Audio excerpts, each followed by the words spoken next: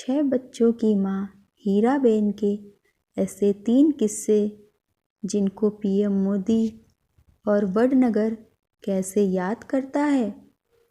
प्रधानमंत्री नरेंद्र मोदी की माँ हीराबेन का शुक्रवार सुबह 99 साल की उम्र में निधन हो गया। पीछे रह गए हैं तो वडनगर के वो लोग जिन्होंने देश के पीएम के संघर्ष के दिनों को और उनकी माँ के त्याग को देखा है। आज हम आपको ऐसे ही 3 लोगों की जुबानी बताने जा रहे हैं कि वडनगर पीएम मोदी और उनकी माँ को कैसे याद करता है। ज्योतिषी की बात सुनने दौड़ी चली थी हीराबेन। मोदी की शिक्षिका हीराबा प्रधानमंत्री नरेंद्र मोदी को प्राथमिक शिक्षा देने वाली उनकी स्कूल की अध्यापक हीराबा अब 90 साल की हो चुकी हैं। बरसों पहले की बात याद करते हुए उन्होंने बताया, हीराबेन और हम एक ही मोहल्ले में रहते थे। वह कभी मोदी को छोड़ने स्कूल नहीं आती थी, ना ही कोई फरियाद करती थी।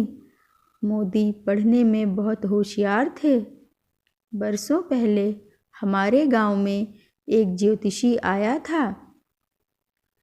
उसने नरेंद्र मोदी को देखते ही बोला था कि वह देश का बहुत बड़ा आदमी बनेगा। यह बात जब हीराबेन को पता चली तो वह दौड़ी हुई ज्योतिषी के पास पहुंची थी। जब ज्योतिषी ने अपनी बात फिर से दोहराई तो वह बहुत खुश हो गई थी। उस समय उनकी आर्थिक स्थिति बहुत खराब थी, लेकिन उन्होंने हिम्मत नहीं हारी थी। उन्होंने बहुत मेहनत से अपने बच्चों को पढ़ाया लिखाया और आज नरेंद्र मोदी देश के प्रधानमंत्री हैं।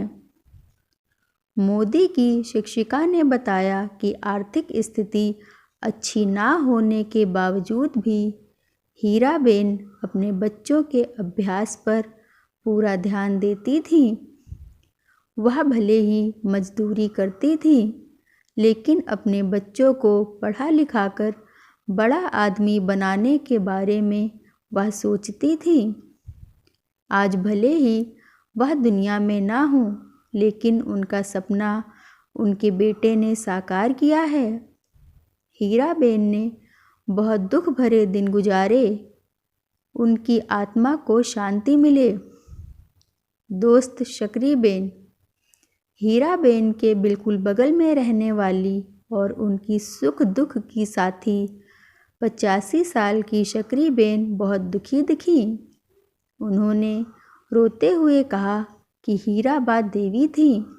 उन्होंने जीवन भर संघर्ष करके अपने चारों बच्चों को सिर्फ बड़ा ही नहीं किया, बल्कि उनको अच्छे संस्कार और शिक्षा भी दी। ईश्वर उनकी आत्मा को शांति दे। शकरीबेन ने कहा कि नरेंद्र मोदी जब घर छोड़कर जा रहे थे तब हीरा बहन बहुत दुखी थी। मेरे पास आकर बोली कि यह नरेंद्र जा रहा है, उसको समझाओ। उस समय परिस्थिति विकट थी और मैंने उनको कहा कि बेटा कुछ करने जा रहा है तो उसको रोको मत, उसको जाने दो। आंखों में आंसुओं के साथ उन्होंने नरेंद्र को विदाई दी थी। वह उनका बहुत चहेता बेटा था। उसके बिना रहना हीराबेन के लिए बहुत मुश्किल था। नरेंद्र मोदी को याद करके हमेशा उनकी आंखों में आंसू छलक जाते थे। शकरीबा ने अपने पुराने दिन याद करते हुए कहा कि जब बच्चे छोटे थे तब हीराबेन की आर्थिक स्थिति बहुत खराब थी। चारों बच्चों की जवाबदारी और ऊपर से रेलवे स्टेशन पर उनकी चाय की दुकान थी। वहाँ दूध देने के लिए जाने के साथ साथ लोगों के घरों में काम करके उन्होंने बच्चों को पढ़ाया और अच्छे संस्कार दिए। उन्होंने मजदूरी की। लेकिन किसी के सामने हाथ नहीं फैलाया। आज आप देखिए कि उनका बेटा देश का प्रधानमंत्री है। यह देखकर ही उनका मन खुश रहता था।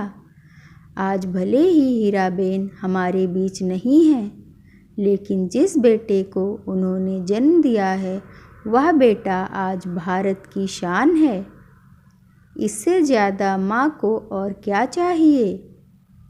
हमारी दुकान पर कपड़े सिलवाने आते थे मोदी, हर्षद भाई दर्जी। वडनगर में जहाँ नरेंद्र मोदी रहते थे, उसी मोहल्ले में दर्जी का काम करने वाले हर्षद भाई दर्जी रहते हैं। उन्होंने बताया कि मेरे पिताजी उस समय कपड़े सिलते थे। वह गांव में अकेले दर्जी थे। तब मेरी उम्र 13-14 साल थी।